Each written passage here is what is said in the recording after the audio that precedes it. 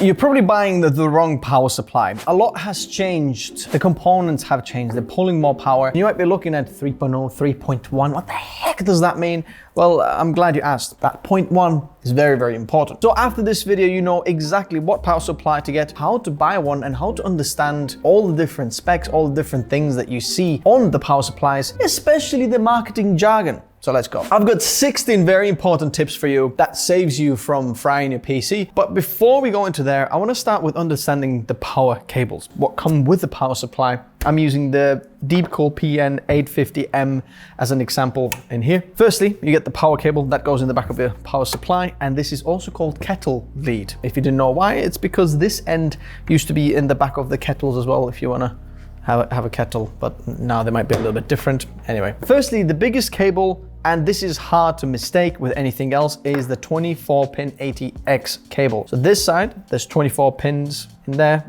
2 times 12. And then on the other side, to separate the cable from the different side, which side goes to the power supply, which goes to the motherboard, they've separated them out. There's actually more pins that go onto the power supply than onto the motherboard. So some of these go actually together, which is interesting. On the motherboard, it goes to this big slot in there and you can't really miss it. Next up, I'm gonna get 2 very, very similar cables that often can mislead, and if manufacturers are not doing a good job labeling them, you can actually make a big mistake and fry your PC, motherboard, CPU, something like that. One of them is called PCIe and one of the other one is called EPS or CPU connector. Now, if you look very closely, there is labels on the side which goes to the motherboard, CPU, and PCIe. So you can make a difference in there. Usually the PCIe cable also goes from 6+2, and the EPS connector is actually 4+4. They do come apart because some motherboards, lower end ones, only require 4 pins, but most of the ATX or just mid-range motherboards, they all require at least 8 pins EPS connectors. So on it, it says CPU, EPS, it's basically the same connector. And then the PCIe cable goes for your graphics card or supplementary power for any of the other devices. Sometimes motherboards need extra power to power your PCIe expansion slots or devices, or extra power, for example, on Asus ProArt motherboards, you've got extra power to give you 65 watt USB-C front panel power delivery. So things like that, you need the PCIe power. Often your graphics card needs more than one of these PCIe cables. But very importantly, don't mix these up because the pin layout is different. And if you're looking on the motherboard, on the top left, that's where your CPU or EPS connectors are, just over here. Then we've got SATA and Molex cables. Now, Molex cable connector is usually the oldest, and in this case, we actually don't have any, but basically this SATA power is often powered for either your SSDs. If you're running 2.5-inch SSD, I'll show you. Remember these? Is crucial, a BX500 4TB SSD. I'm gonna use these, and these are a lot faster than hard drives. So are the hard drives or 2.5-inch SATA SSDs, they require power as well. And in the back of them, this SATA just pops in the back, just like that. And that's why you've got multiple of these coming from one cable, especially if you're building a big workstation, you've got multiple of these drives. You want to have not all the separate connectors, but have multiple of these from one drive. Oh, there we go. There's the Molex connector. Interestingly, they've got SATA and Molex together. And now finally, we have the 12-volt high power cable. So this connector, you usually see the newer NVIDIA GPUs in the back of the power supply in there. This comes as standard as ATX 3.1 and 3.0, even though they're slightly different. And I'll talk about that in a minute, why that is different and why it's a very important difference. But understanding this cable, basically this supplies the most amount of power out of all of these cables. This is the most fragile, so be most careful with this one because this is usually the point of failure in your PC, but I'll explain how to avoid these in a minute. Some places also call this PCIe 5.0 cable. Just so you know, sometimes they say PCIe 5.0 compliant will relate to this type of cable, but it's a little bit confusing and I'll explain that now. So point number 1 or tip number 1 is ATX 3.1 versus 3.0. What is the difference? And the difference is absolutely huge. As you can see on this side, Deepcool says ATX 3.1 compatible and native ATX 3.1 ATX 3.1, ATX 3.1. Now, both of these actually tell you that you've got this type of end on your power supply.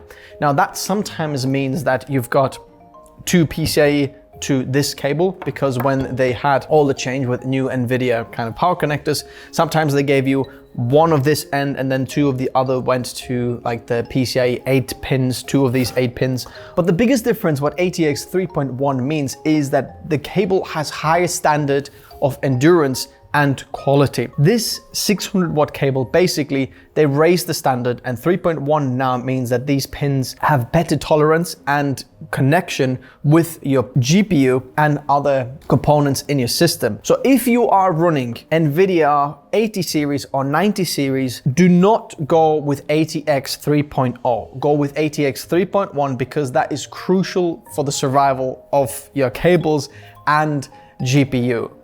I would not go with ATX 3.0. I think that's a suicide. Now, if you're running AMD GPU or Intel GPUs, go with the 3.0. It's no problem, no issues whatsoever. And I would also say that when you're running mid-range NVIDIA GPUs like the 70 series, it also isn't the problem because the power load is a lot lower and we haven't heard any issues with the mid-range NVIDIA GPU cables or GPUs melting because of the bad power connectors. But the higher end 90 series, you need ATX 3.1. Number 2 is PCIe 5.0 compliant, ATX 3.1 compliant. Are these the same things? Well, actually, not really. The PCIe 5.0 is more of data transfer and PCIe lanes and PCIe speeds, where we're talking about PCIe Gen 4, Gen 3, Gen 2, but I would focus on ATX 3.1, and the PCIe 5.0 is a little bit confusing there, so you can kind of forget about that. Focus on ATX 3.1 or 3.0. Looking at that one will give you a lot more information than PCIe 5.0 compliant or PCIe 5.1 compliant. I've seen some power supply manufacturers saying that, oh, we've got the PCIe 5.0 cable, so they kind of mean this cable, and you're thinking, good news, but actually, is it ATX 3.1 or 3.0? That is more important for you to know, because the actual pins and the quality and the actual connection of the pin connecting to the other one, that's the one that melts your cables. Number 3 is another misconception that people have that I'm seeing in the comments. Sometimes people are saying that you're using too powerful of a power supply, you're going to blow up your components. And even though in some of the other electronics, it's true, if you're using a wrong power supply for, I don't know, something else, because it sometimes looks like just a DC power connector, you plug it something in, turn it on, you just fry it because it just delivers wrong power. On the power supplies, it doesn't really work like that. The power supply here, this is 1200 watts and this is 850 watts in here. You might be thinking, is the 1200 watts actually going to blow up the PC? No, that's definitely not the case. In fact, 1200 watt is better, more efficient, but we'll talk about that in a minute. The power supply is not pushing the power, it is supplying the power. The difference is it makes the power available, and the components on the motherboard, so this guy here is actually requesting power from the power supply.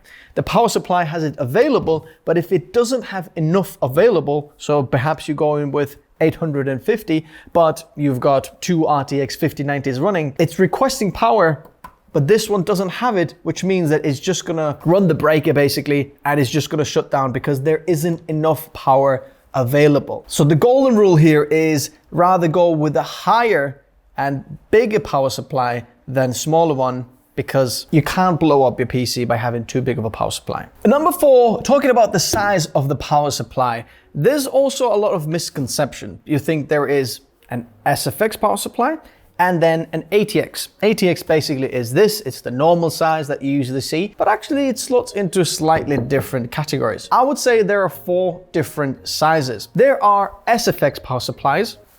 I'm sorry, Deepcool, but you didn't send me any SFX one, so we'll get one SFX one. So this over here is an example of a small power supply, SFX, so for your small form factor PC builds, you want something small like that. Usually you pay more for having the same watt power supply, but because it's smaller, it costs more. So if you don't need it to be small, don't go for the small one. Then you've got SFXL, which basically it's an SFX power supply, but slightly longer. Sometimes either the connectors extrude a little bit more. It basically means smaller form factor, but higher wattage. Then we've got ATX size, the third biggest one, which we have all of the Deepcool power supplies here, that size. But even the ATX size is not exactly the same. Both of these ATX size, but if we're looking very, very close, you can see that one of them is bigger than the other. And usually it's the length of the power supply that changes. And depending on your case, sometimes that is crucial for you if you want to fit everything in there, especially if you've got hard drives or some other SSDs on the bottom of the power supply shroud. You might want to check the length of this because the actual width and everything else is exactly the same in here, just the length is different. This over here also technically goes under the ATX power supply category, but can you see the size of this? I'm sorry, different brand, but I hope you don't mind. Look at the size of this. Would you call this an ATX size? No, I would call it the big ass ATX, okay? It's the big ATX because it is just massive. Just say technically ATX. Come on, we can't call this ATX. It's just massive. It's almost double the size of some of the smaller ones here. So when you see an ATX size, just double check the length, because if you're looking at the rest of it, it does line up. Everything else is the same size, technically, if we're putting them side to side, but just the length changes. The tip over here is check your PC case and the supported power supplies in there, because then you don't have to spend too much going with a smaller one. Just go with the largest one possible, because usually the bigger, the less you pay. Number 5 is power efficiency. And I think this is the biggest misconception that there is and what people talk about. What you've probably heard is that this 80 plus rating, what you see over here, 80 plus bronze, 80 plus gold, some of them are 80 plus titanium, platinum. This is only for power efficiency. And technically that's true, but also this is actually for the quality of the power supply. And this is where the misconception comes in. Let me explain. There are different governing bodies, 2 of them that are most known. You have the 80 plus rating, which looks like that, and be very, very careful, because a lot of manufacturers actually fake the look of this. They say it's 80 plus, but if you look very, very closely, make sure that it does look like the official 80 plus. I've seen lots of power supplies that have similar one, but they're just fake. You are fake news. And then the second governing body is cybernetics rating, and they go a little bit more in depth about checking the power supply quality and noise levels and other bits as well. But these are the 2 that you need to remember. Now, basically, the better the metal, the better power efficiency. So we're going from white, silver, bronze, gold, platinum, and titanium. Here's the thing. Sometimes I agree that you can get a bronze rated power supply that actually is better than a gold one. And it's sometimes even misleading because the power supply is 80 plus gold, but is more efficient than that. But when it comes to platinum and titanium, things change. In order to make the power supply more efficient, you have to use higher quality components. So what do you mean by efficiency, first of all? So you've got the power cable that goes to the wall, okay? And let's say your PC needs 100 watts. So it's requesting 100 watts of power from the power supply. That power supply has an efficiency rating. So all the power that comes from the wall, it can't exactly make it all 100 watts to the PC, because it has to convert it from AC to DC. And that process has an inefficiency related to it. The worse the components, the worse the efficiency. The better the components, the better efficiency. What that really means is if your power supply is more efficient, you just pay less for your electricity bills. The more and bigger your PC is and the higher the components, the more it matters. If you have the highest end GPUs and CPUs, you're going to pull a lot more power. So if your power supply is not as efficient, it can pull extra 100 watts from the wall, because it's got lower power rating, if that makes sense. So the misconception here is that it's just for power efficiency, but it's actually also secretly showing you the quality of the power supply. I don't really say that for the gold rating, because I've seen very many power supplies that have a gold rating that I wouldn't recommend, because I think they're either unknown brand, they don't have enough warranty, or they don't have quality components. But then the platinum and titanium, if you see those ratings in there, you know that this is a very high quality power supply, because just have a look at the warranty. I promise you, you can't find a platinum and titanium power supply, 80+ rating, that has less than 10 years manufacturer's warranty. That just shows that it's high end. And I do have some advice here that some people might not agree with, especially for creative professionals who work on the PC either 8 hours a day, then leave it rendering overnight.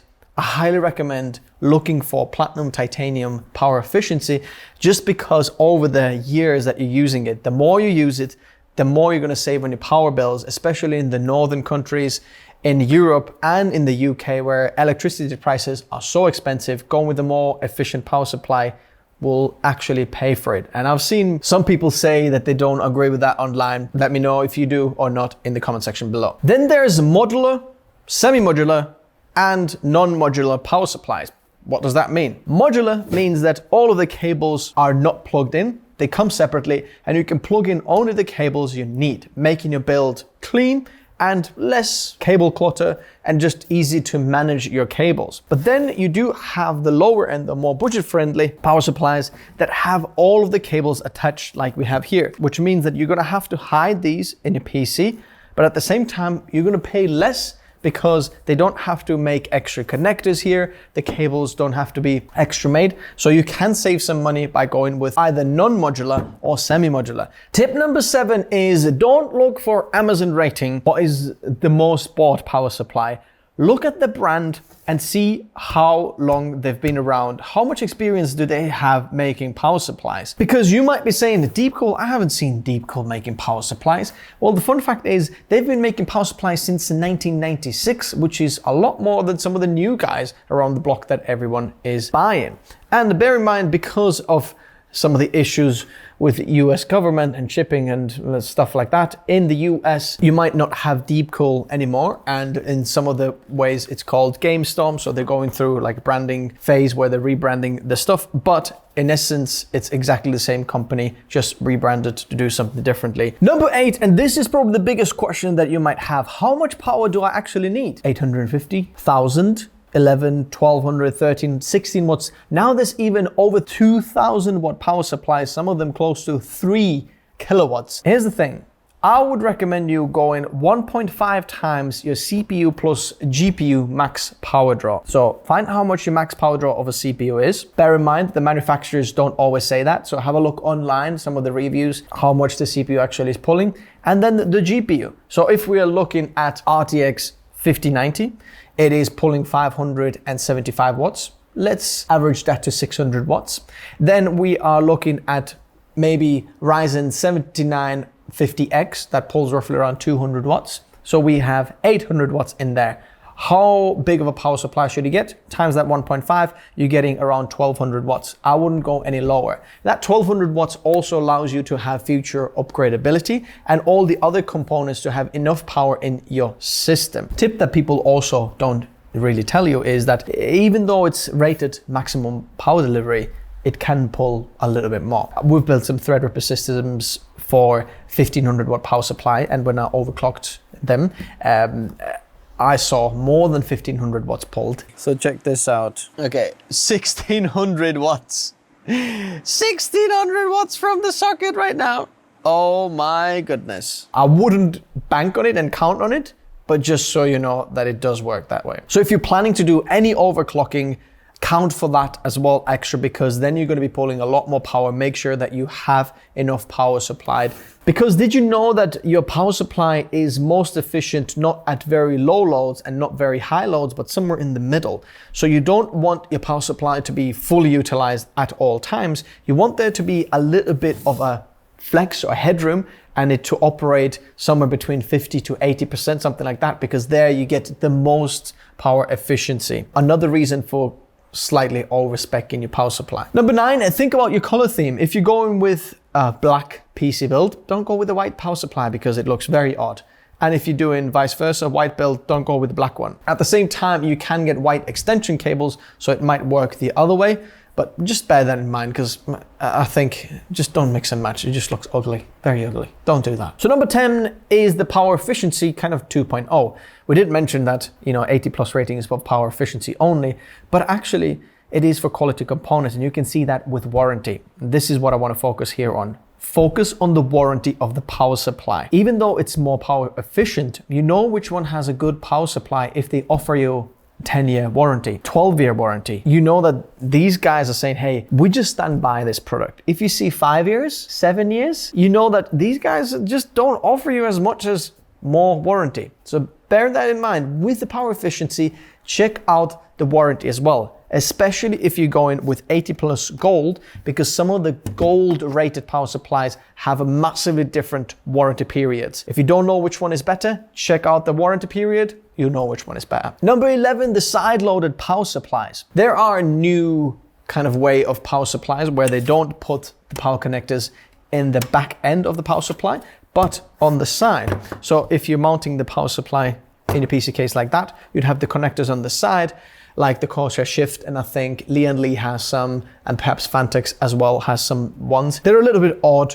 If you're going with them ones, just make sure that your case is compatible, but it is a nice feature that I would love to see more in the future. But just so you know, this is there as well. So when you see something shift, just make sure that it does fit in your system. Number 12 is extension cables. You can get extension cables mostly because of the aesthetics, and I'm actually a big fan of those. I think it adds the most to your PC build, and I think that really sets your PC build apart the most when having power supply extension cables, because you can match the color theme. I think it looks fantastic. Make sure that you're using reputable brands. Just don't buy the cables from AliExpress, because I'm sure you know why. There's cable mods that do them very well, and on Amazon there's plenty of other ones that do them well. But just make sure that these are solid ones, especially when you're buying extension cables for the 12 volt high power cable, the 600 watt one, because that's the place where most people mess up, because you don't know what quality extension cable is. Is it ATX 3.1, 3.0, or just something random that's not tested? You don't want to take that risk. Just make sure it's high quality. Number 13, don't mix and match power cables between power supplies. So as you can see, I've got two very, very similar ones, and you might be saying, hey, let's just, these are just the same. That's the same brand. That's the same layout. I can use one of these cables in there. It doesn't really matter. Actually, it matters a lot. Don't ever mix and match power supply cables. Use only the power supply cables that came with the power supply, no other ones. Even if they look the same, they might not be the same, okay? Because the pin layout might be slightly different, whoever manufactured them, so you might be frying a PC. There is one exception though that I kind of want to give you peace about, which is a 12 volt high power cable. Can you see this blue connector just in here and in there? These pinout layouts are usually the same anywhere you go, because this cable can be reversed whichever way you're going to do. It just works exactly the same. So that is one of the cables that should be the same on everyone. But even at that point, I wouldn't mix and match if you can. Number 14, if your power supply requires more than one 8-pin PCIe power cables, remember the PCIe in here, the 8 pins, Deepcool has done a really good thing here. When they've given you the PCI cables, there's only one end, but a lot of manufacturers give you a PCI cable that has a daisy chained another one of these attached to the same cable. Don't plug both of these daisy chains into your GPU. I know it looks cleaner and it kind of makes sense because you're thinking, I need 3 or 4. I'm just going to use as few of these cables as possible, and I'm just going to daisy chain them in. Not a good idea, because each one of these cables has a power rating, how much power it can be pulled. But 2 of those connectors might pull over this, and this is not a good idea. But Deepcool here has done a great thing where they haven't even given you the daisy chain option. So if you're using them for a GPU that usually pulls a lot of power, like the Red Devil 7900 XTX, then you can't even make that mistake. But don't daisy chain your 8-pin PCIe cables for your GPU. It's a bad idea. You can run over the rated power draw of the cable. Number 15, don't bend your 12-volt high power cables. This is the biggest fire hazard in your PC in 2024, 2025, and probably going forward. But the ATX 3.1 standard kind of makes this a little bit better. But when you're plugging these into your GPU, just don't bend them into an L shape, okay? Some of the manufacturers say that you need to leave at least 35 millimeters here before you start to bend it. So leave kind of 2 inches and then start bending it if you can, because bending it straight away will put strain on there and it creates friction in there, which heats up the cables even more and they can melt. Don't bend them if you can. Make them as smooth as possible because you might melt your cables. And number 16, this is probably for the most advanced power users out there. If you're looking for a place where you can actually check your power supply and making sure that this is a good quality power supply, then check out the SBL PSU list. I'm going to leave the link in the description below, but basically this is actively maintained list by absolute amazing guys who test them, make sure that the quality and everything kind of works in there, and they've put different lists in there, and basically anything that's red, don't go with them. But then you can really see the power supply that you're looking for, if it's blowing up or not, because there are some power supplies that are blowing up there. And finally, if you do want to check out some recommendations of what I would kind of buy, or some of the ones, check them out in the description below. You can find these Deepcool ones over there, or some of my recommendations. Check them out, linked in the description below. Thank you very much, Deepcool, for partnering up for this video so we could share these tips to the audience. If there's anything you think I missed, leave a comment in the description below. Thanks for watching. Bye-bye.